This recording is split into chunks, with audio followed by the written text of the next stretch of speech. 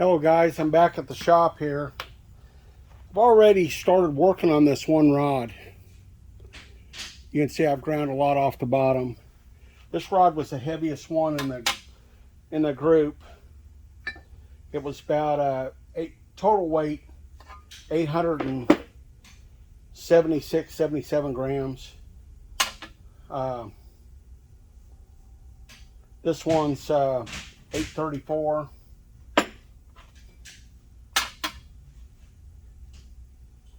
848.7.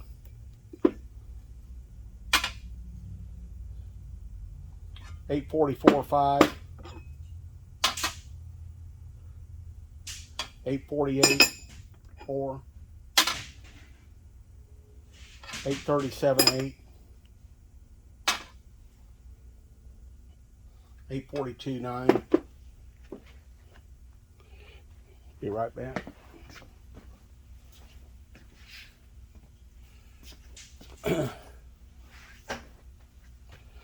These are days when I just, and this is 828, that's the light one.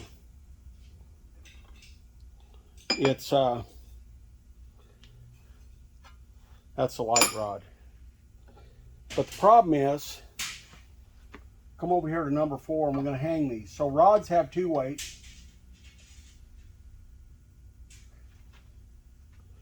I've already tear weighted my scale for my fixture. And rods have 2 weights. They have rotating weight, which is the big end, thus going around the crankshaft, rotating like the way the crank. 614.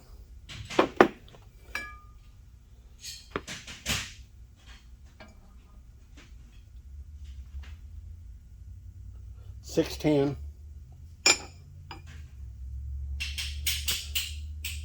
When we come over here to number 5, 622.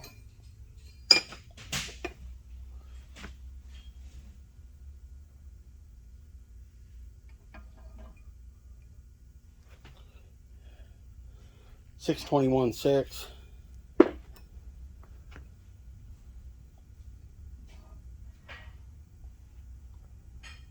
$614.7.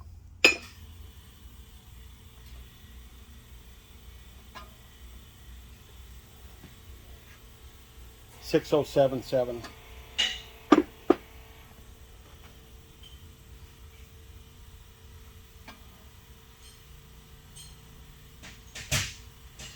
But this one, 591.8, 592. That just really, I mean, it's bad enough all this other stuff, but to have to match this rod to all these other is just unbelievable.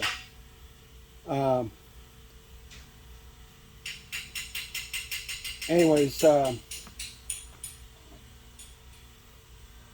weight, it looks like it goes well in the batch, but the big end, I hope you can see that.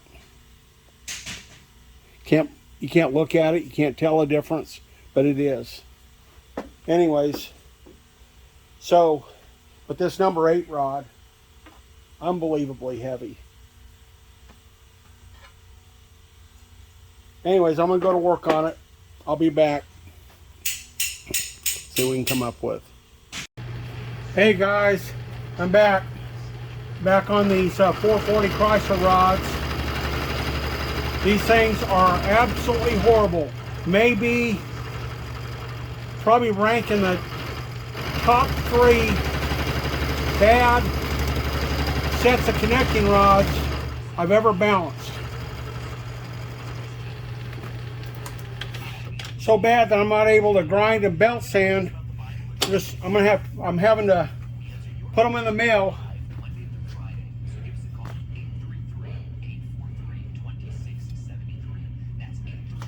and mill off material.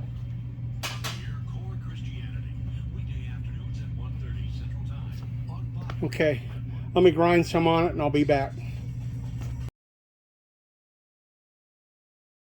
Okay guys, you can see in these rods I have milled a ton of material. These 440 Chrysler rods, probably some of the worst I ever had.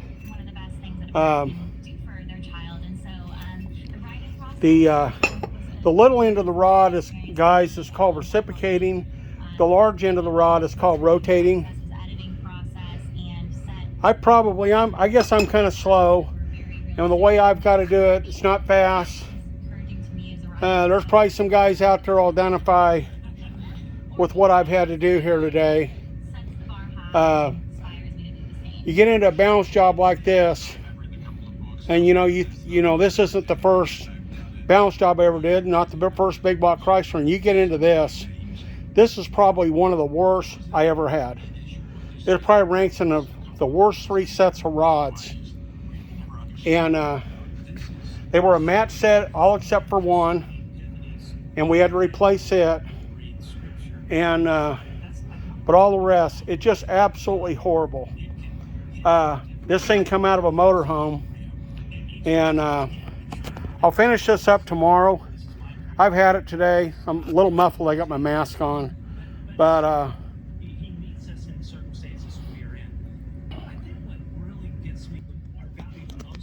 hey guys, take my mask off here. Yeah, I just you know, this is not supposed to be this way. You know, you plan on doing a balance job and you're gonna allot yourself so much time. I've got more time in the rods than I should have in the whole balance job. You know, I mean, you know, I've been balancing engines since August of 1985, and I gotta tell you, this is probably ranks up there with some of the one of the worst sets of rods I ever had. You know, if you guys, I've said it before when I did Bad Trees rods, if you guys can't afford a balance job and you can get somebody or do it yourself and balance your rods and pistons, and I'm not talking about a paint scale balance job, okay? Now I know some of you guys ain't gonna like me saying that. I'm not talking about using old shadow graph or whatever. I'm talking about getting a decent scale. It doesn't have to be, I've got a Mettler Toledo, it doesn't have to be anything like that, but having a proper rod weighing device and just being patient and go through there and balance the rods and pistons. But I'm telling you guys, a job like this that I've got here, probably going to be pretty difficult at home. If you don't have a milling machine, a good belt sander, and a good good grinder, probably going to be very, very difficult. You know, all I was doing for this guy was balancing. I built him a set of rods, balance his rods and pistons. We don't know if we're going to balance the crank or not, but I told him, I said, you ought to do it, because I said the rods I've seen bury 20 grams anyways. Guys, these things buried over 50 grams. I mean, it's just like, and the big ends buried, oh gosh, I don't know, I've done so many of them now, I forget what they buried, but so typically we balance the big ends first. I know I can look kind of rough. I pulled my mask off, and yeah, anyways, is what it is. Typically we're going to balance the big ends first. That's what I do. I think that is the correct fashion. That's what you guys want to do. And I'm going to put you back in my tripod. Okay, guys. Typically, you're going to balance the big ends first, because usually it's your largest weight mass. That's going to be off. And then when you get them done, you know, it's going to get you close on the little end. The little ends of these rods were as bad as any big block, big end I ever had. I mean, it's just, I know I'm on a bit of a rant right here, but I'll tell you what, I wish, half of you guys anyways, that care about this stuff, I wish you could be right here in the shop working along with me seeing this. And when people tell you, well, it don't matter, it doesn't matter, it's just a stock engine, I'm just putting a cam in it, it matters. If I didn't advocate things and if it didn't matter, I would tell you, hey, don't do it. You're wasting your money. I have never seen a job yet where a person wasted their money on balancing and doing good machine work. Now, if you can't afford it, I get that. I get it. We're all on budgets. Heck, I'm on a budget. But don't say because you don't do it, it isn't worth it. Because it most certainly is. And you can never tell by looking at something. Like these guys, they pick a rod up in one hand and one up in the other hand. Oh, that weighs about the same. And you can't lay a rod on a scale and get them all weighing the same. It doesn't work that way. You have to balance the big ends, that's rotating weight. It's important when you make the bob weight because the formula for a V8 is typically 50-100%. The 50 is 50% of reciprocating weight, 100% of rotating weight. 100% of rotating weight includes the weight of 2 rod bearings, the weight of 2 big ends. Reciprocating weight is the little end of the rod. That's you can figure, you can hang it if you want to do it. You can tare weight your scale, your big end, then weigh the total end. It should come out the same. I mean, mine do anyways. If yours don't, you might want to check the setup. But this particular rods, they won't be perfect. And I'll be honest with you, I'm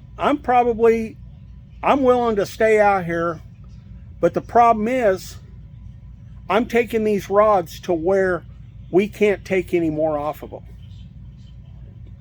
Because then it starts affecting the quality. Now this is the durability factor, not the quality. That was a bad word, phrase. Anyways, I'm over here at the shop. I started this job this morning. It's I don't know what time it is, probably 5 o'clock or thereabouts. And I'm still not done. I've had other jobs today. I've had customers come by. I've had phone calls.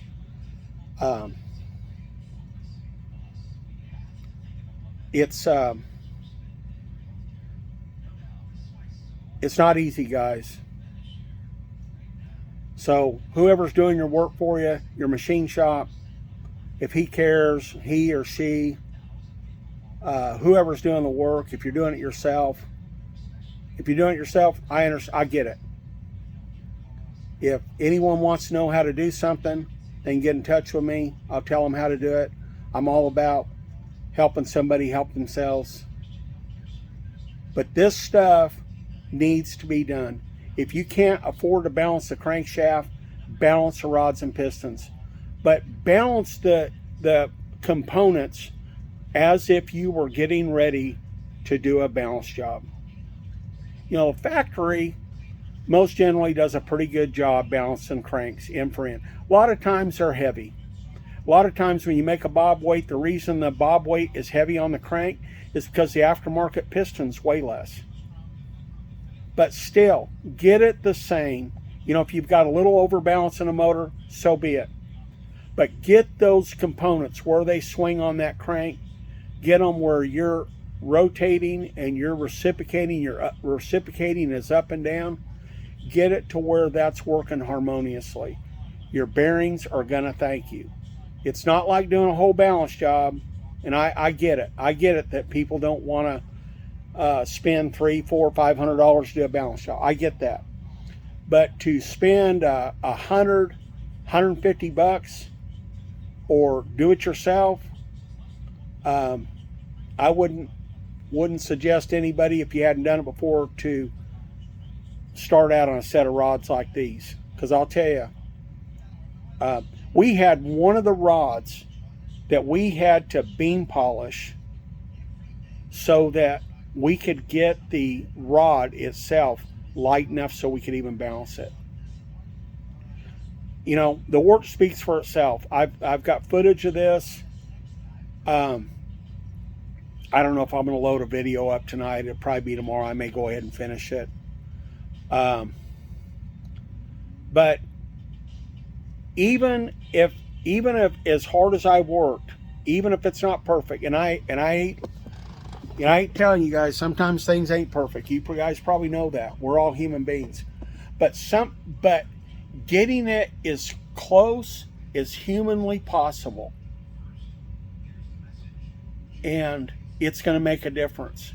Because I'm going to tell you, no motor wants to see 50, 60 grams of variance in it on the components. Had a brand new set of pistons. I won't say the brand. They varied over 4.5 grams. You know, pistons were getting pretty good. They were usually within 1 to 2 grams. Heck, you look at a lot of the companies that sell, I won't name any, that sell kits, they don't even balance their rods and pistons. They weight average that stuff. They're not like a shop out here. When I tell somebody to do a balance job, I do a balance job. You know, unless you got something like this that you're going to be able to get it so close and that's it. And there's lots of tricks of the trade that you can do. You're not gonna get 36, 37 years of experience in 1 or 2 videos. And it's tough. I know I'm kind of raging, and I got a glare off the lights, but not a profitable day, gentlemen. Not a profitable day. I'm no whiner, no complainer. I'm not like that. But we're all going to have these customers. I would say if you are a customer, don't be one of these. We're going to have some customers that don't understand what actually goes on behind the doors. I've said it before. I had another shop tell me, he said, well, you know, you really shouldn't open up the curtain. You shouldn't let people see what's going on behind the doors. Well, I told Mopar Joe when I started my YouTube adventure, I was going to open up the door. I was going to let people have a look. And I've got so much more I want to share with you guys. And I don't know if you're interested in it or not, but I guess I'm graduating from machinist to teacher. I want to share some of what I've learned over the years. If it helps you, there are probably some of you out there, you probably done surpassed me by miles, you know. But I probably can't help you. But the ones of you that need help and are interested, like me, I still learn every day. Anyways, I'm sitting here looking at myself in the camera. I probably don't look very good, but it ain't easy. It ain't easy. And, you know, I just had another 45-minute conversation with a internal engine parts company today. I've had a minimum of 3 conversations, maybe 4, that have entailed like 45 minutes of my time. I'm a busy man, and I have to keep going back over my order, and I've got customers calling the suppliers wanting to see if I'm telling them the truth, which I'm appalled at, frankly. Seeing if they can get it faster. Yep. And we're waiting on stuff because guess where it comes from? And I'm not going to say the brand. And it's good stuff, but it's coming out of China. I'm so sick of hearing about the shipping delays, the railroad strike, the shipping container problems. I just want to know, and as my customers do, when are we getting our parts? You know, We functioned as a manufacturing society. We were the #1 manufacturing deal in the whole world. The whole world. Second to none. Everybody used us for the model.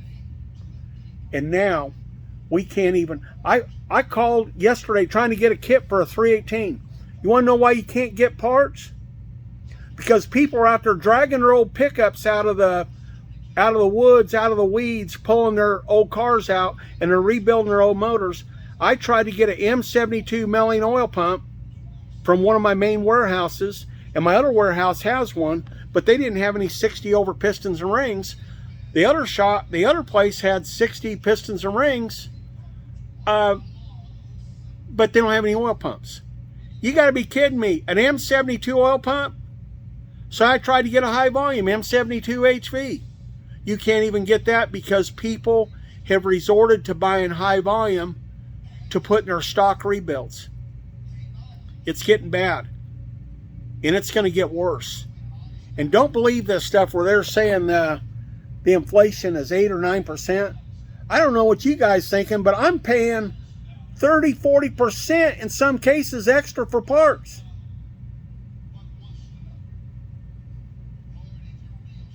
And then you're out here and you're doing work, and you spend a 30-year life, because that's what you're doing. When you're working for someone, you're selling them minutes of your life. Minutes of your life.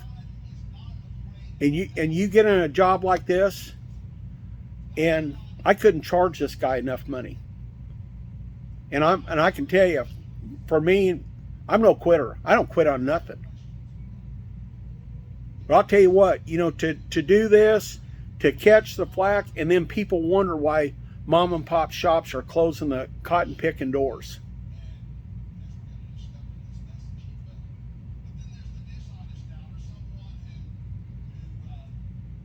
I don't know. I don't know where all this ends. But I know things are not right. And there's people older than me that the things that are going on today are not the things of yesterday. This is not business as usual. It's almost like we're having to learn a whole new system. And it's a system for a road or roadmap that goes absolutely nowhere. And calling up people, they're selling you parts. They can't even tell you what the heads they make, if they want you to drill the steam holes in them or not. They don't know. And then you get some person out there that is talking to you disrespectful. Well, I don't know, bub. Well, I'm not your bub. I'm a customer. Don't talk to me like that. And you get on hold and you just, nobody knows anything. You got Edelbrock heads for small block Chevrolet. They say for 400 Chevrolet, drill the outside steam holes. Some guys are still drilling inside and outside. A lot of shops, they're not drilling steam holes at all. And of course they don't know. You want to know why they don't know? Because the stuff comes from China. And they probably don't even know what a steam hole is in China. They probably don't even know what an M72 oil pump. And probably the truth of the matter is, those oil pumps say made in the USA. Those castings are probably casted over there. Says made in the USA. Well, you know where they're made at, guys. This is wrong. And the work's hard enough, and you run across jobs that are challenges, and then you run across jobs that are the challenges, and you trying to. I'm just trying to do business here. It's difficult. Working days. I can't even believe it. Working days on stuff that you won't even get a day's wages. But yet, look at the repair shops out there. They get paid for their hours they flag, and they charge retail for the parts. You know, when I sell my parts, I wholesale to everybody like they're a dealer. Do you know I do that? You guys probably don't know I do that. I treat a customer when they come to me like they've got a business. You know, but you go to a repair shop and they're making $125 an hour, $150 an hour, and then they charge full retail, and they go home at Friday night and they know that everything's okay in their business. They really killed it.